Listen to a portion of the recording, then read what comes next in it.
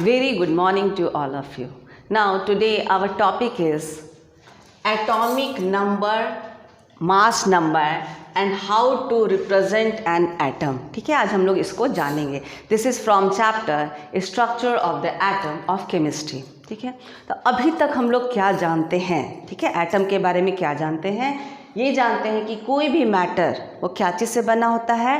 Atom से बनता है. ठीक है, atom is the constituent particles of any matter. ठीक है, एटम के बारे में जॉन डाल्टन ने बताया था कि दैट इज़ इनडिविजिबल और इनडिस्ट्रक्टिबल. उसको फर्दर तोड़ा नहीं जा सकता है. लेकिन बाद में हम लोग क्या क्या जाने, जे थॉमसन आए, सर जे थॉमसन आए और उन्होंने बताया कि इसमें इलेक्ट्रॉन का प्रेजेंस होता है इन द ईयर 1897. ठीक है, डिस्चार्ज ट्यूब एक्सपेरिमेंट किए और बताए कि इसमें नेगेटिवली चार्ज पार्टिकल इलेक्ट्रॉन होता है. इलेक्ट्रॉन का नाम किसने दिया? जे स्टोनी ने. उसके बाद पता चला इसमें गोल्डस्टीन बताया कि इसमें पॉजिटिव पार्टिकल्स भी होता है और 1919 में उसका नाम क्या पड़ा? प्रोटॉन पड़ा. उसके पहले हम लोग उसको क्या चीज़ से जानते थे?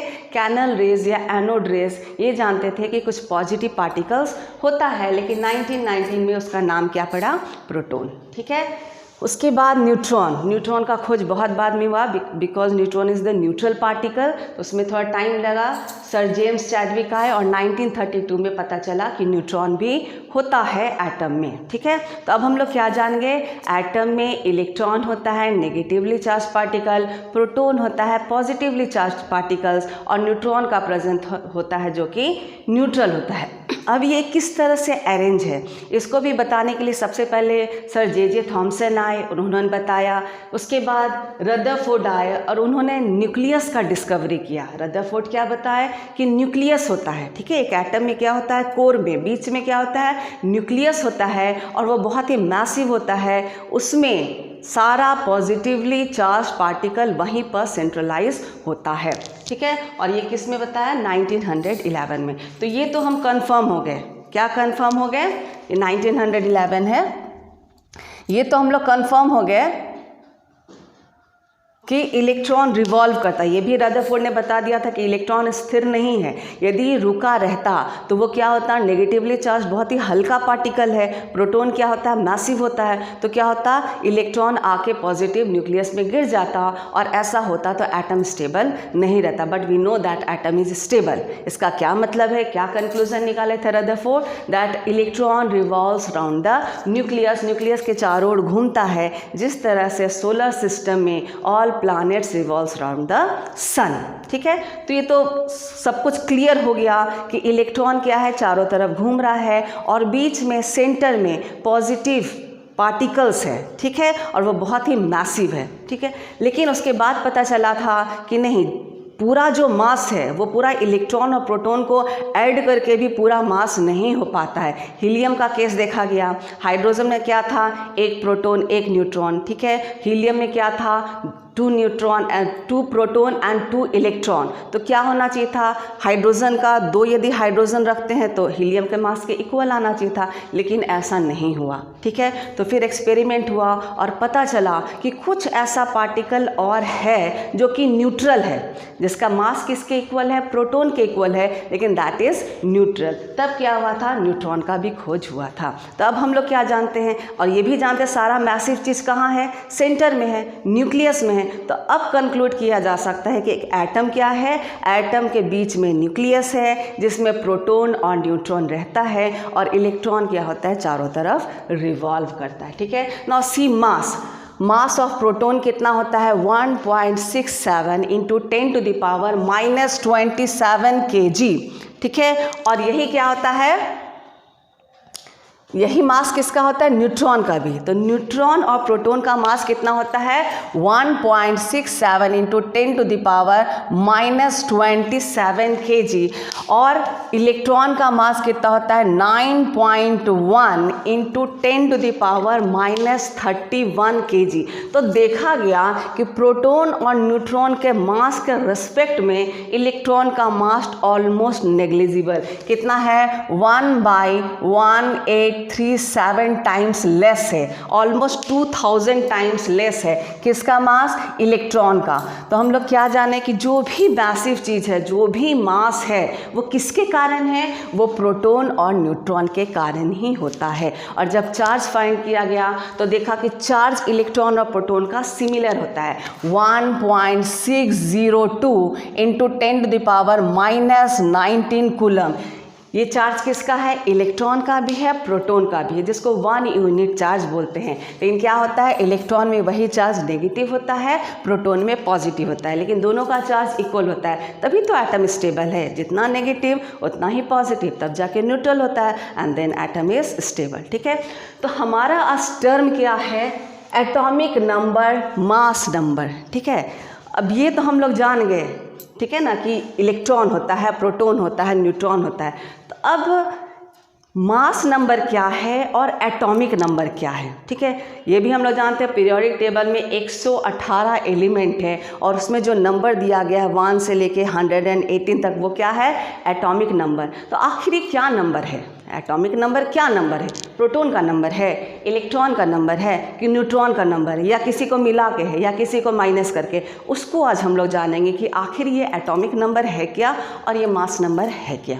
ठीक है, तो एटॉमिक नंबर अब देखेंगे कि 118 एलिमेंट यदि है तो सब का नंबरिंग अलग अलग है। 1 2 3 4, हाइड्रोजन का 1, हीलियम का 2, लिथियम का 3, बेरिलियम का 4, बोरोन का 5, इस तरह से, मतलब सबका देखेंगे कि नंबर अलग है। अब यदि हम देखते हैं इलेक्ट्रॉन का केस, यदि इलेक्ट्रॉन सब में सिमिलर होता तो हम लोग देखते हैं कि नियॉन में क्या है? Number of electron 10। Na+, sodium plus में देखेंगे तो देखेंगे नंबर ऑफ इलेक्ट्रॉन इज 10। ठीक है, मैग्नीशियम में, मैग्नीशियम का यदि आयन बना देंगे +2, then we will see that number of electron is 10। तो क्या हो रहा है? इलेक्ट्रॉन का नंबर नियॉन में, सोडियम प्लस में, मैग्नीशियम प्लस में, ये सब एलिमेंट, ये सब में क्या हो रहा है? आयन बन जा रहा है, लेकिन इसमें क्या है? इलेक्ट्रॉन का नंबर सेम है। और यहाँ पे हम क्या देख रहे हैं? 1 से लेके 118 तक का कोई भी सिमिलर नहीं है, सब अलग अलग नंबर है। इसका मतलब नंबर ऑफ इलेक्ट्रॉन तो एटॉमिक नंबर नहीं हो सकता है। अब देखिए यहाँ proton, this is the number of proton, दिख रहा है? अभी आपको बताएंगे कैसे आया। तो ये क्या है? Number of proton. अब देखिए नंबर ऑफ प्रोटॉन, यहाँ पे देखिए 12। ठीक है, एल्युमिनियम का भी 12 है, मैग्नीशियम का भी 12 है और सोडियम का भी 12 है। नंबर ऑफ न्यूट्रॉन देखिए, नंबर ऑफ न्यूट्रॉन यदि बोरोन का देखते हैं तो भी 6 है, कार्बन का देखते हैं तो भी 6 है, नंबर ऑफ न्यूट्रॉन। ठीक है, फिर देखिए नंबर ऑफ न्यूट्रॉन सिलिकॉन का देखेंगे तो भी 16 है, फॉस्फोरस का देखेंगे तो भी 16 है। तो ये भी तो सिमिलर हो रहा है, 2 एलिमेंट का क्या हो रहा है? न्यूट्रॉन भी सिमिलर हो सकता है, 2 एलिमेंट का इलेक्ट्रॉन भी सिमिलर हो सकता है। लेकिन क्या सिमिलर नहीं हो सकता है? वो है प्रोटॉन। प्रोटॉन कभी भी 2 एलिमेंट का सिमिलर नहीं हो सकता है। यदि आप नंबर ऑफ प्रोटॉन बढ़ाएंगे, ठीक है, या घटाएंगे तो एलिमेंट ही चेंज हो जाएगा, एटम ही चेंज हो जाएगा। ठीक है, so this atomic number is the number of proton. और वो कहाँ प्रेजेंट है? अभी हम लोग जाने, क्या क्या जाने? बीच में क्या होता है? न्यूक्लियस, और चारों तरफ क्या है? इलेक्ट्रॉन रिवॉल्व कर रहा है। तो this is electron revolving, E- दिखाते because this is negatively charge. और बीच पे क्या क्या है? Proton and neutron, and proton is positively charge particle and this is neutral. ये क्या है? न्यूट्रल। और इसको क्या बोला जाता है? न्यूक्लियस। This is nucleus. ये क्या है? न्यूक्लियस। तब प्रोटॉन कहाँ है? This is proton. Proton is present in the nucleus of an atom. And what is this atomic number, जिसको हम लोग क्या चीज से रिप्रेजेंट करते हैं? Z से, capital Z। Okay, so atomic number of an element is defined as the number of protons, total number of protons present in the nucleus of an atom. Clear है? प्रोटॉन होता है और proton कहाँ रहता है? Nucleus में। तो पूरा से डिफाइन करेंगे तो क्या होगा? Atomic number is defined as the number, total number of proton present in the nucleus of an atom and it represented by capital Z। Okay, and also number of proton is always equal to number of electron because we know that atom is neutral. Atom के बारे में क्या जानते हैं? Neutral होता है.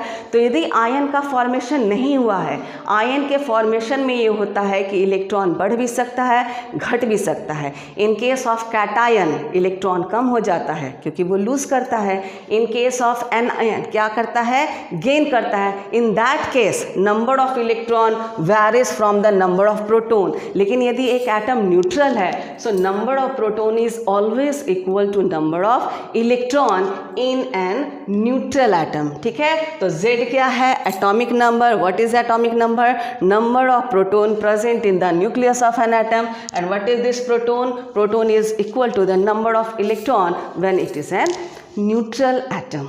Okay, now this is clear. Now come to second point, mass number. Second term is mass number. अब आपको क्या बताया थे? रदरफोर्ड जैसे बताया थे वो प्रूव भी कर दिए थे. All mass are centralized in the nucleus of an atom. जो भी मास है कहाँ है? सेंटर में है. ठीक है, और सेंटर में हम लोग क्या क्या देख रहे हैं? प्रोटॉन और न्यूट्रॉन है. ठीक है, और ये भी प्रूफ हो गया था जब हीलियम के केस में देखे थे कि उसका मास 4 मास कैसे आया था हीलियम का. उसमें 2 प्रोटॉन था और 2 ऐसा चीज़ था जो न्यूट्रल था लेकिन मास उसका प्रोटॉन के इक्वल था. ठीक है, तो टोटल मास क्या हो गया? Total mass is the sum of proton and neutron because whole mass, कोई भी एटम का सारा मास कहाँ है? कोर में, सेंटर में, न्यूक्लियस ऑफ एन एटम में. So you can say that mass number may be defined as the sum of number of neutron and number of protons present in the nucleus of an atom. Clear है? Proton neutron कहाँ रहता है? Nucleus में. तो क्या बोलेंगे? mass is equal to number of proton and number of neutron present in the nucleus of an atom. ठीक है, so this is mass number. इन दोनों को ऐड कर देंगे, जो टोटल आएगा mass is the total of these two. ठीक है, अब और एक तरह से आप कह सकते हैं क्योंकि प्रोटॉन जो है that is the atomic number. पहले में हम लोग यही जाने what is atomic number. Atomic number is the number of proton. तो आप मास को कह सकते हैं mass number. What is mass number? Mass number is the sum of neutron and atomic number. ठीक है, एटॉमिक नंबर और मास न्यूट्रॉन को ऐड करेंगे we will get mass number. ठीक है, अब एक टर्म आता है मास नंबर और एक क्या होता है? This is the total. इसका सम करेंगे P प्लस एन. ओके, एक टर्म आता है मास नंबर और एक आता है एटॉमिक मास. अब इसमें कंफ्यूजन होता है कि क्या है? एक एटॉमिक मास, एक मास नंबर. ठीक है, तो देखिए क्या अंतर है. मास नंबर इज द नंबर. यदि आपसे पूछा जाएगा हीलियम का मास नंबर कितना है तो आप बताएंगे 4. लेकिन यदि पूछा जाएगा कि हीलियम का एटॉमिक मास क्या है then you have to tell 4U क्योंकि आपको मास बताना है.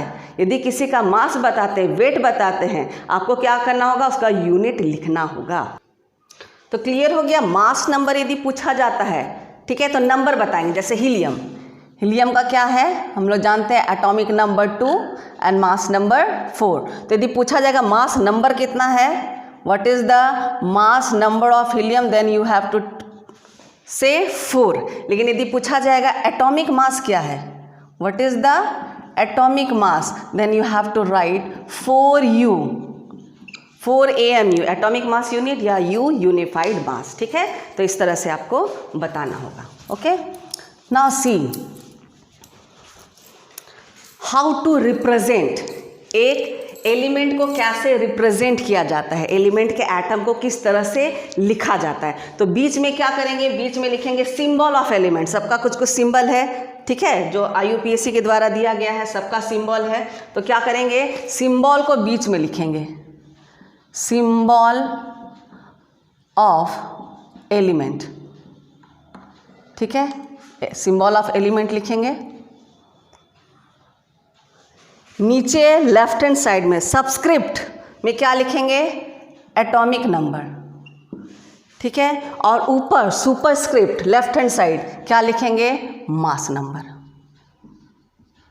ठीक है, this is mass number, this is atomic number. This is denoted by Z and this is denoted by A. ठीक है, और सिंबल को कैसे? X से. तो कैसे लिखेंगे? X, नीचे में हो जाएगा Z and this is a. So in this way, अभी जैसे आपको बताए थे, आपको हीलियम का भी हम लिखे थे, तो हीलियम का कैसे लिखे थे, हीलियम यहाँ पे 2, what is this, atomic number, and this is 4, this is mass number. ठीक है, कुछ और भी एग्जाम्पल देख लीजिए। सी सम मोर एग्जाम्पल, किसी का भी देख सकते हैं, कार्बन का देखिए, कार्बन 6, 12, नाइट्रोजन 7, 14, ऑक्सीजन 8, 16। तो क्या बता रहा है, ये क्या बता रहा है, this is the atomic number, और you can say number of proton present in the nucleus. So this is the atomic number and this is the mass number. What is this mass number? Sum of protons and neutrons. Okay, so in this way we can represent an atom. ठीक है, अब मास कैसे find out करते हैं, कुछ element का मास को आप देखिए कि किस तरह से इसको फाइंड आउट किया जा सकता है, इसका ट्रिक है। ठीक है, इसमें देखिए हाइड्रोजन से लेके कैल्शियम तक 20 तक आपको ट्रिक से हो जाता है, थोड़ा ध्यान रखना है ना। C symbol, hydrogen, helium, lithium, beryllium, boron, carbon सबका सिंबल है। ठीक है, एटॉमिक नंबर, अब एटॉमिक नंबर क्या है, number of proton. Number of proton क्या है, जो यहाँ पे हाइड्रोजन का 1, हीलियम का 2, लिथियम का 3, बेरिलियम 4, बोरोन 5, कार्बन 6, इस तरह से है। ठीक है, तो जो इसका एटॉमिक नंबर है वही यहाँ पे लिखेंगे, atomic number. Next is number of proton, and what is number of proton, number of proton is the atomic number. अभी हम लोग पढ़े, क्या जाने कि प्रोटॉन क्या होता है, atomic number is the number of proton present in the nucleus of an atom. तो एटॉमिक नंबर क्या हो गया, 1 to 20 लिखे, नंबर ऑफ प्रोटॉन भी क्या हो जाएगा, जो Z है, जो एटॉमिक नंबर है 1 to 20। After that number of electron, यहाँ हम किसकी बात कर रहे हैं, न्यूट्रल एटम की। यदि न्यूट्रल एटम की बात कर रहे हैं तो जितना नंबर ऑफ प्रोटॉन होगा उतना ही नंबर ऑफ इलेक्ट्रॉन होगा। ठीक है, अब देखेंगे उसका mass number, how to find mass number. तो मास नंबर के लिए क्या करते हैं, प्रोटॉन और न्यूट्रॉन को ऐड करते हैं। तो अभी हम आपको न्यूट्रॉन नहीं बताएं कि कितना वैल्यू किसका है, अभी आपको ट्रिक बता रहे हैं that how can you find mass number. ठीक है, क्या होता है, हाइड्रोजन, हाइड्रोजन का एक्सेप्शनल केस है, 1 उसका एटॉमिक नंबर भी होता है और मास नंबर भी उसका 1 ही होता है। हाइड्रोजन का क्या होता है, दोनों 1। ठीक है, हीलियम का क्या होता है, अब देखिए क्या करना है, जिसका एटॉमिक नंबर इवन है, ठीक है, ध्यान दीजिएगा, जिसका एटॉमिक नंबर इवन है उसको डबल कर देना है, इंटू 2 कर देना है। ठीक है, इंटू 2 कर देना है, और यदि ऑड नंबर है तो इंटू 2 करके +1 करना है। ठीक है, यदि इवन है इंटू 2 करना है, यदि ऑड नंबर का एटॉमिक नंबर है इंटू 2 +1 करना है। लेकिन ये जो पॉइंट हम दिए हैं, hydrogen, beryllium, nitrogen, chlorine and argon, ये 5 क्या है, एक्सेप्शनल केस है, इसमें थोड़ा सा डिफरेंट होता है, जो रूल से चलेंगे उसमें इसमें कुछ थोड़ा सा वेरिएशन आता है। ठीक है, जैसे हाइड्रोजन का 1 है, ठीक है ना, तो क्या होना चाहिए था, ऑड है तो इंटू 2 +1 होना चाहिए था, लेकिन ऐसा नहीं होता है। हाइड्रोजन का एटॉमिक नंबर भी 1 होता है और मास नंबर भी 1 होता है। हीलियम इवन नंबर है तो क्या करेंगे, into 2, so mass number is 4। लिथियम में क्या करेंगे, इंटू 2, ऑड नंबर है, into 2 +1, what we will get 7। ठीक है, अब बेरिलियम का केस इवन है तो होना चाहिए था इंटू 2, लेकिन क्या होता है इसमें, into 2 +1, that is 9, this is the exceptional case. उसके बाद बोरोन, बोरोन में क्या होता है, ऑड नंबर है, इंटू 2 +1, 11 हो गया। कार्बन में इवन है, इंटू 2 12। नाइट्रोजन, नाइट्रोजन भी एक्सेप्शनल हो गया, ऑड है तो क्या होना चाहिए था, इंटू 2 +1, लेकिन ये क्या होता है, इंटू 2, 7 होता है इसका atomic number and mass number is 14। Okay, फिर ऑक्सीजन का इवन है तो डबल कर देंगे, फ्लोरीन ऑड है तो डबल इंटू 1, नियॉन का है डबल हो जाएगा, सोडियम क्या हो जाता है, 11 इंटू 2 +1, और इस तरह से देखेंगे। क्लोरीन के केस फिर देखिए, क्लोरीन का केस आपको बताए थे कि क्लोरीन का 2 आइसोटोप होता है, क्लोरीन का आइसोटोप होता है chlorine 17 atomic number and 1 is 35 and 1 is 37, और इसका जो अबंडेंस है this is 75% and this is 25%। तो इसको कैसे कैलकुलेट किया गया है, 75 इंटू 35, ठीक है, प्लस 25 इंटू 35, ठीक है, और डिवाइडेड बाय 100, टोटल 100% हुआ। तो इसको आप निकालेंगे तो कितना आएगा, 35.5 U। So this is the mass of chlorine, इसको याद करेंगे, ठीक है। पॉइंट में एक यही है, बाकी सब आपका होल नंबर है ना। आर्गन का क्या होता है, बहुत ज़्यादा होता है, ठीक है। होना चाहिए कितना 36, लेकिन होता है 40, ठीक। So if you know the mass number, अब हम लोग क्या जाने, मास नंबर जान गए, ठीक है। तो मास नंबर जो होता है वो क्या होता है, प्रोटॉन और न्यूट्रॉन को मिला के होता है। अब हमको मास नंबर भी पता है, प्रोटॉन का संख्या भी पता है, तो क्या होगा, न्यूट्रॉन नहीं निकल जाएगा, निकल जाएगा। यदि आपको न्यूट्रॉन दिया हुआ है, if you know neutron and proton, then what you have to do, mass निकालने के लिए प्रोटॉन प्लस न्यूट्रॉन करेंगे, ठीक है। लेकिन यदि आपको मास पता चल गया है तो क्या करेंगे, न्यूट्रॉन निकालने के लिए mass minus proton, okay. What will happen, you will get mass, this is, ठीक है। तो हम लोग क्या देखें, यदि मास नंबर पता चल गया है तो हम न्यूट्रॉन निकाल सकते हैं, यदि प्रोटॉन पता है तो, ठीक है। कैसे निकालेंगे, यदि मास निकालना है तो number of neutron plus number of proton, ठीक है। और यदि हमको मास पता है और न्यूट्रॉन निकालना है तो क्या करेंगे, n is equal to a minus proton, ठीक है। तो इस तरह से क्या होगा, दो चीज़ यदि पता है और तीसरा निकालने दिया गया है तो आराम से निकल जाएगा, ठीक है। यदि आपको कैल्शियम 20 के बाद का एटॉमिक मास याद करना है तो आपको थोड़ा याद करना पड़ेगा। क्या याद करना पड़ेगा, यू हैव टू लर्न। यदि 21 है, scandium, titanium, vanadium, chromium, manganese, iron, cobalt, निकल, कॉपर, जिंक, ठीक है। ये एटॉमिक नंबर है। क्या करना होगा, स्कैंडियम में 24 ऐड करेंगे, उसके बाद 26, देन 28, देन 28, देन 30, इसको आपको याद करना होगा, ठीक है। इसमें भी क्या होगा, 30 ऐड करना है, 32 ऐड करना है, 31, 35, and this is the mass of zinc. इसको जब ऐड करेंगे तो ये टर्म यदि आप याद कर लेंगे, ठीक है ना, ये दो टर्म है, दो नंबर है, ठीक है ना। यदि अब वैसे तो आप बहुत सारा फ़ोन नंबर याद करते हैं तो ये 10 डिजिट को याद करके अच्छा से लिख देंगे, ठीक है ना। 24, 26, 28, 28, 30 एंड 30, 32, 31, 35, 35। यदि इतना याद कर लेंगे तो आप 21 से लेके 30 तक का भी जो एलिमेंट है उसके मास को जान जाएंगे, okay. So this is all about how to find mass number.